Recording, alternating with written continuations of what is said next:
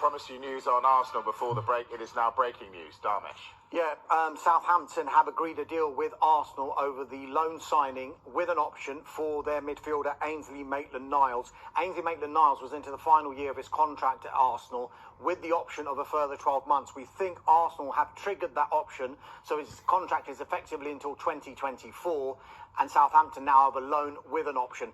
Good move by Arsenal, because if it doesn't work out for Ainsley Maitland-Niles in that loan, they've got another year on his contract potentially to do business with another club. But it looks like Ainsley Maitland-Niles will be making that move to Southampton before the deadline.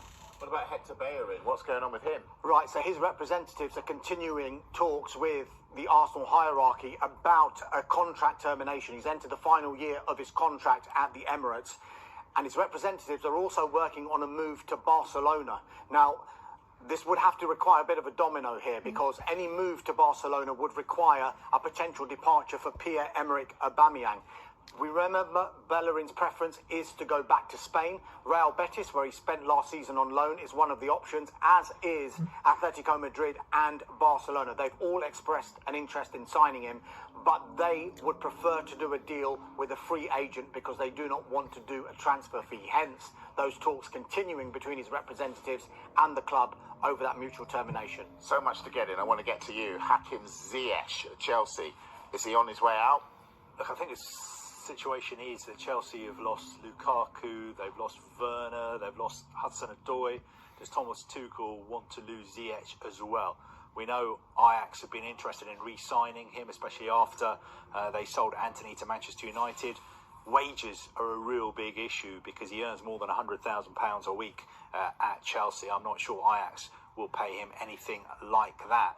And significantly, he started Chelsea's game at Southampton last night, played the full game as well. So is that just a little indication that Tuchel wants to keep him?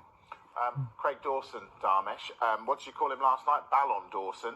Yeah, that's what the West Ham fans call him. They do. So what's the story on him? Aston Villa and Wolves, we're told, both have offers on the table for Craig Dawson. We told you that it is his preference to return to the Midlands because of family reasons.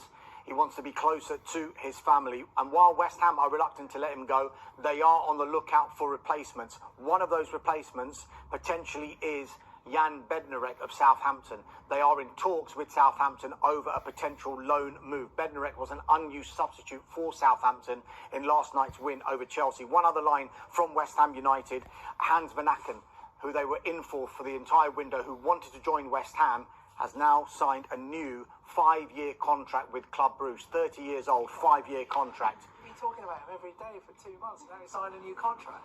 What do you want me to do? He's coming to West Ham. What do you mean he's coming to West Ham? If West Ham don't pay the money, you can't go.